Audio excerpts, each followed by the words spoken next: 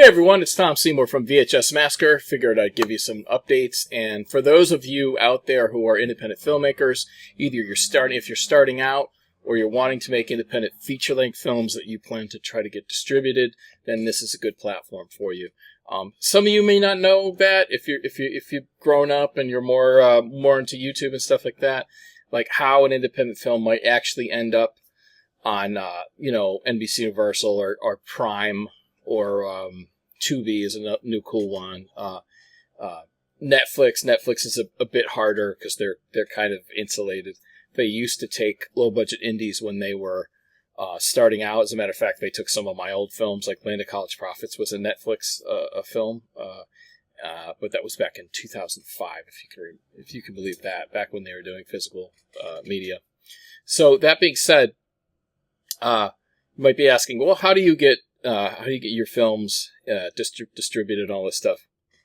One of the things, it's not 100% necessary, but if you do the film festival circuit, for me, it's essential because VHS Massacre Films is essentially it's my film company, and what we want to do is get as much attention as possible in the film festival circuit, get it played all over. The more festivals you can enter, the better. So this time around, we've entered over 80 film festivals. And so what that means is that with luck, it'll premiere in dozens of cities around the world. We did that with VHS Massacre 2, entered 70 film festivals, and I think it played in about 25 cities on screens, all different kinds of screens. Small venues with someone puts up a projector screen and there's 20 people in a bar, or it's in a big Cineplex, with some of the larger film festivals, So with that one, we got everything from like top horror festivals like Chicago Horror to San Francisco Indie Fest, Another Hole in the Head, top genre festival, all these different combinations, right? And so what that does is that it can boost the profile of your film. So then when you go to approach a film distributor about possibly putting out your film, it can make a difference. Although I'm not saying it's a silver bullet, and if you don't have the money to do it, then don't do it. Because a distributor like Full Moon or Troma or SRS or I think even Anchor Bay is now this second 2.0 Anchor Bay is taking films, you can they're somewhat approachable. You can submit your film, so it's very possible. So you might say, well, what does a distributor actually do for you? Well, they can take the film. They have the connections to then push through all these major streaming formats. It's very hard for an individual person, like just a average Joe filmmaker who finishes a movie, to get a film on Apple TV, right? Or get a film on Mubi, like that art house, or even Prime can be challenging. And for you to go in and manually do all that stuff, it could be hard, sometimes impossible. Like Fandango is another one where you're just not going to be able to, a person is just not going to be able to have their film on Fandango at home. It's just too large of a business, So you go through a middle person. Who's the middle person? Middle person's a film distributor. So with the VHS Massacre films, I went through Troma. With American Expendables, I went through MVD Group, which I recommend. And then actually after that, I approached ETR Media, and they put out the Blu-ray with Vinegar Syndrome. So that was like big deal. That was like, for me personally, it was a big deal. A Blu-ray release through ETR Vinegar Syndrome. Awesome. So this can be done, and you can do it. Obviously, this is kind of genre filmmaking. Mine is, my expertise is, I would say, horror comedy, and then special interest doc really is my meat and potatoes. So you may be saying, well, what do you get out of entering a film festival? Well, I can show you an example right here. So we entered the Black Sunday Film Festival in the United Kingdom. They watched the film and they're like, yeah, we'd like to play it. So I was super excited. They took the film. They made a DCP out of it, digital cinema package. That is a special file format that movie theaters play. So at some point, if you get into one of these big festivals, they may ask you for a DCP. So it's a really interesting thing. There is free software for you to take. Let's say you had a 4K MP4 file, you can convert that to DCP. But they were nice enough to do that. So that's gonna be cool to have the DCP. Anyway, so. Black Sunday puts out a press announcement. They're pretty prominent in the UK, and this is the UK premiere of Video Dreams, VHS Massacre story. They then run press on Dread Central. Dread Central is one of the top horror websites, which again, like, could I just kind of email Dread Central and say, hey, this is my movie trailer, do you want to check it out? Like, the odds of that working are really low, you know what I mean? Like, so... it's just the truth of things. Like, it's not about the value of you or any of that stuff. It's just about, like, what pipelines certain websites respond to and things like that. Like, you know, this is going to be a big festival, so it's worth it for Dread Central to carry an announcement of it, you know? So they do an announcement of it, then they mention my film. Suddenly I'm in Dread Central. How cool is that? Then MS, if you see here, MSN then picked up the story from Dread Central. So that becomes, you know, national news. And so it becomes a much bigger deal. So you enter a festival, you get in, they publicize it, goes to Dread Central, they publicize it, goes to MSN. So, like, that's an example of how entering a film festival and doing the film festival circuit can multiply your presence in the industry. Okay, so I'm using that as an example to say, no, the film festival circuit is great. It's a very useful tool, and but your film just has to match. Like, recently, I entered Doc Boston. And I took a chance on it, but Doc Boston was... it's probably a mismatch. You know what I mean? Mine's a little genre-y, B-movie-y. You know what I mean? Even though it's kind of a legitimate... it's a serious kind of autobiography type of thing, almost. It probably didn't fall exactly in line with that too. Like, my documentaries they kind of split the difference between genre and doc, and they're more celebratory of that. And if you're running a documentary festival, it just may not match up. So that's an example where, you know, it's probably a mismatch. So anyway, this is good stuff to think about when entering festivals. Like, just try to do the research. Go on the film festival's websites. Look at the films that they picked. Does it even remotely match yours? You know, at the same time, you can push a little. Like, there are some festivals I entered into that were straight up horror, and they still took Video Dreams. More than that, like the Independent Horror Movie Awards gave us a Best Picture win, which not even Best Doc, but Best Overall Picture, you know? So that was a huge deal. Cine Paris gave me a Best Director Award. That was, you know, I don't have that many of those. That was really awesome. Halluciana Film Festival, and that's in France. They gave us a Best Documentary. That was really important because that one's well known in France and in Paris, and we had entered that before, and we hadn't won, so this time we won. So it actually was really cool.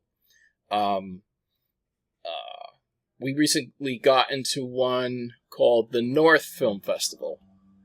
Here it is here. it's in Barcelona, you know. So actually what we're finding is that Video Dreams is playing all over. It's played in Rome at Athens International Art Festival. So Italy, Spain, UK, France, and so it's getting around, which is great. We're still holding out a 5 Boroughs New York City premiere for a festival, so fingers crossed on that. That'll happen. And then that's pretty much it for that. So anyway, that's an example, a cool example of how things can, you can gain press. Things can cascade a little bit. Every now and then, you know, things will snowball. It's rare, but it can happen. So anyway, Black Sunday Film Festival will be the UK premiere of Video Dreams. It will, it's at First Sight Cinema. Yeah, it's playing with the Nordic fantasy drama called Vincent, Story of Supernatural Friendship, and another one called Behemoth. So I think it's going to be a good time. So if you're in that area, Colchester, check it out. So far, we have Video Dreams has 14 selections and 7 wins, which is pretty good. I think it's hovering around an 80% selection rate, which is really high. But it's usually high in the beginning. No matter how good you are, that percentage is eventually going to drift down. With the last film we put out, American Expendables, we did a smaller film festival run. We entered about 25 film festivals, and we got to half of those. And then we won half of those. So I think we had 8 wins. I think it was 7 or 8 wins for American Expendables. Very good run. Very happy with that. One of the highlights was San Francisco Indie Fest. We won Best Doc there, so that was incredible. I'm amazed we get into that festival. I think it's so cool. Just goes to show, eventually, you start getting into some really awesome top festivals. And that one, another hole in the head, is they call it a top genre festival, which is cool. All right, so the next thing is Monster Kill. Okay, so I did a series called Troma's Monster Kill. It was it was like a combination of Up All Night on USA Network meets The Last Drive-In. We shot it in 2015. Troma put it out in 2016, and it's ironic we also interviewed Joe Bob Briggs for VHS Massacre in 2015. And we didn't know he was going to have a show in 2018. Like 3 years later, he had his last drive-in show, you know. So probably to most, they're going to see this show and they're going to think, oh, it's like a Last Drive-In ripoff.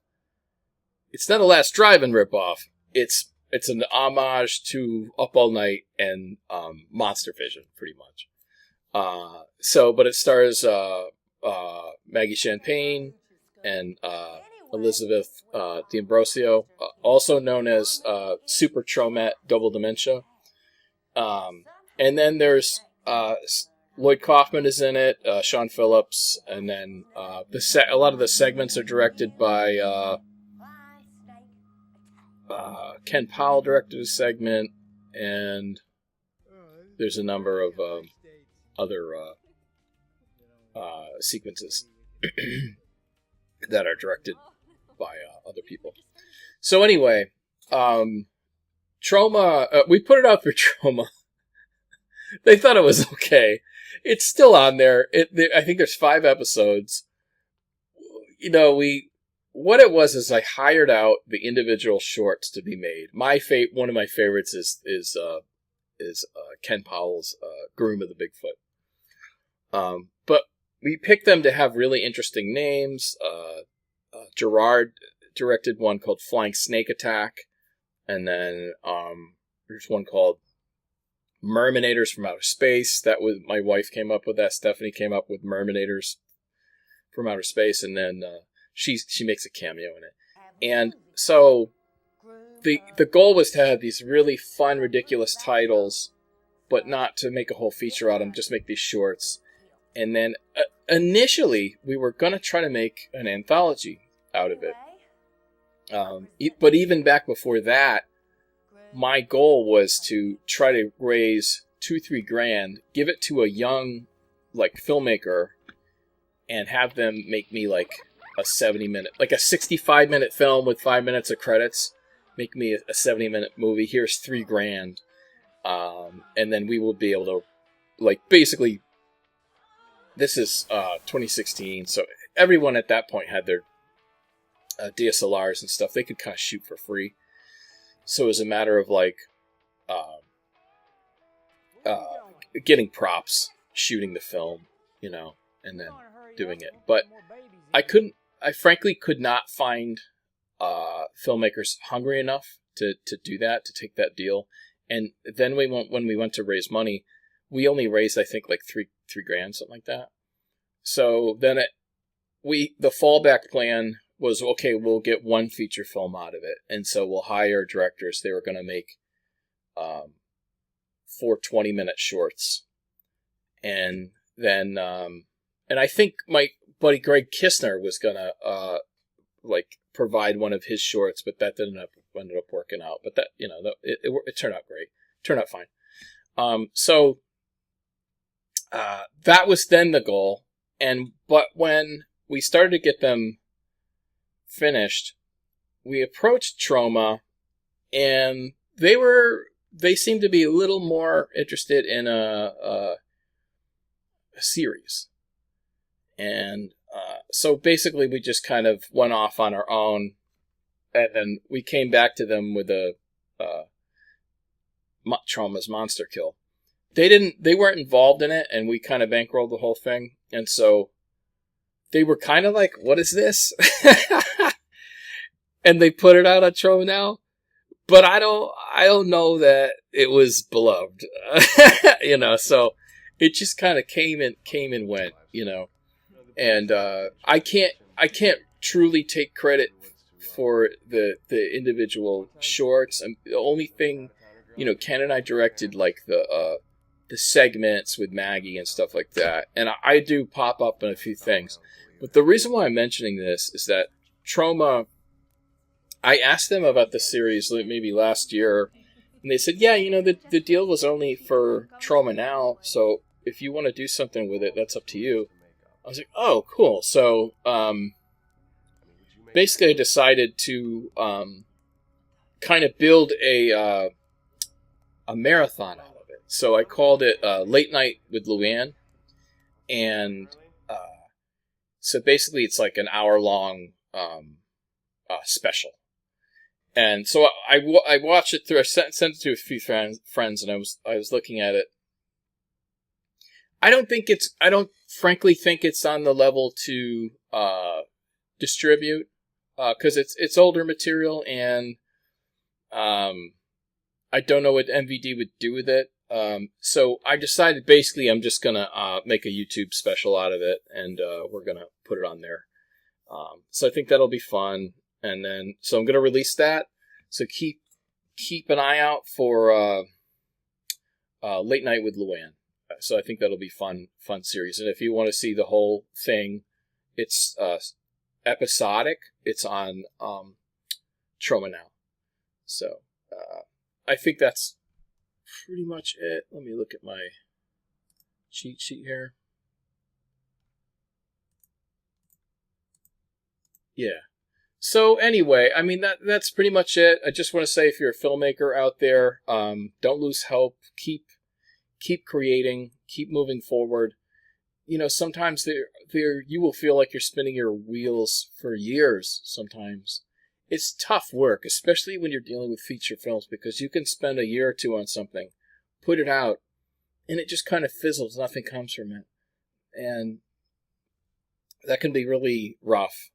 This is another reason to maybe enter some film festivals, because it will cost some money. You will have to save up. It's true. It's good if you could partner with someone.